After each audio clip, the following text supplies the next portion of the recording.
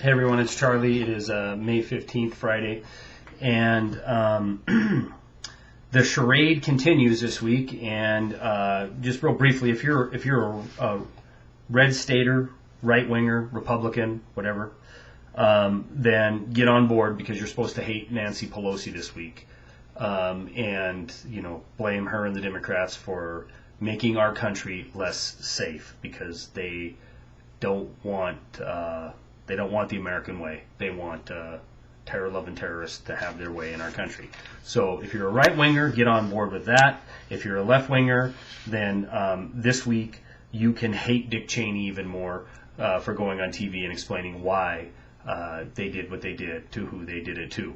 All right. So now everything I just mentioned there is, ancient history, does not affect you or me in the slightest, but it is a distraction. So go ahead and pay attention to that, because the real game they're playing is the bait and switch 3-card Monte, the shell game.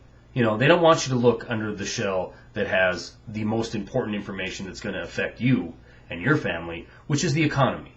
As a matter of fact, they're going to go ahead and convince you that it's getting better, and you know what? They've done it, and I can prove it. For the second straight month, consumer confidence has risen.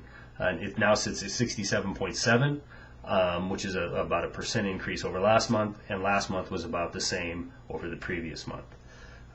Now, that might sound like good news to some people, and maybe it is, but here's the facts. Directors, vice presidents, CEOs of some of the country's Fortune 500 companies sold $353 million of their private equity, their private stock that they owned last month. Now, that number was 8.3 times more than what they bought. Okay? Kind of a quirky statistic, but I'm citing it because the last time that kind of discrepancy happened was in September of 2008, right before the markets crashed. 2 straight quarters of 6% GDP shrinkage. Meaning that it's not turning around. We're not going to be looking at a positive GDP in 2009 or even a flat GDP in 2009. We're going to have a big loss this year. Jobless claims, this stat is almost boring to repeat at this point. Every week is a new record. So 17 straight weeks of new jobless claim records. April, the big bright spot, the big proof that the recovery is in full swing, was that unemployment numbers were getting a little bit better. We only lost 500,000 jobs last month. Well, it turns out when you factor in the 100,000 jobs that the government created, along with a new birth-to-death model that they used, that helped to better the April unemployment numbers. Home values are still falling at Great Depression 1 levels. The average home in the United States is worth $169,000 compared to $178,000 last month, compared to $235,000 this time last year. So, and we've had 2 straight months of 300,000 plus first-time foreclosure notices go out. Now, the moratorium, the self-imposed moratorium on foreclosures is over. So that floodgate is lifted, that tidal wave is deep, and it's coming. So that number is going to be extremely scary in the next coming months. The fact of the matter is, we're sitting at around 18% unemployment.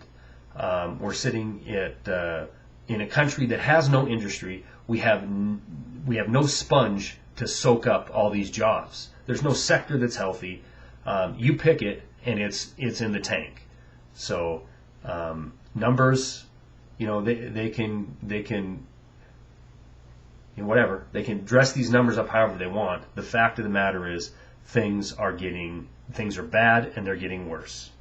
One of the keys to convincing us that recovery is in full swing was these bank stress tests. Now, virtually everybody can agree that these tests were not necessary, inconclusive, and proved nothing. However, it's ironic that the market rose 5% on the news, and then 5% on the event when it came out. So it was absolutely necessary. It was necessary for Geithner and the administration, excuse me, to put something out there that is going to sell the American people that their plans are working. And I wanted to quote William Black. He is a former bank regulator and was a prosecutor in the S&L scandals. And he wrote an article called "Stress Tests Were a Sham." And in this article, he states that it's long stated in both administrations that confidence in the economy is the problem. And in other words, Black goes on to say, Geithner is saying as long as we keep lying to them and they believe it, all will be well. And that's exactly what they're doing. And the 80% of the people who are not either left-wing wackos or right-wing wackos, who are just general herd in this country, they're buying it. So that's why you see consumer confidence rise, and even in the face of ridiculously horrible numbers. Like I said, Depression 1 numbers. So, but yet consumer confidence is jumping up.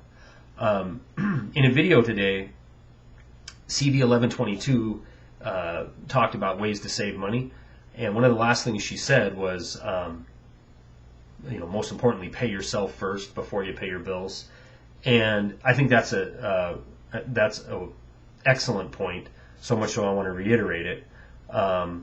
If you're drawing a paycheck, or you're drawing unemployment, or if you have some source of income, you better be taking a piece of that and converting it into long-term food storage, gold, silver, something you can hold in your hand in a year and it'll still have value. If it's a new BlackBerry or iPhone or whatever, you know what? That's worthless. It's $300-400 that you just threw out the window. If you believe the hype that the economy is going to get better, then go ahead, by all means, take your money and have at it. There's some great deals out there. But if you want to be based in some kind of reality, then I suggest you think of yourself, think of your friends, think of your family, yourself, and your friends. Those are who are going to be around when the bottom finally falls out, and it's going to. It's going to. They can slow it. You can pump $12.8 trillion into a system and slow the descent, but the inevitable is inevitable. That's why they call it inevitable. It's going to happen. The wheels are coming off, and slowly people are realizing it. That's why gun sales are through the roof. That's why it's hard to find silver and gold physically. And that's why we're seeing inflation in food, because people are gobbling it up. No pun intended. Anyway, that's pretty much all I have for today. I will probably put out another video this weekend. I'm going to go hiking and camping tomorrow, and I'm going to try to get some nice shots of this wilderness area I'm going into. So I'll probably post something on Sunday that shows that. So I hope everybody has a good weekend. See ya.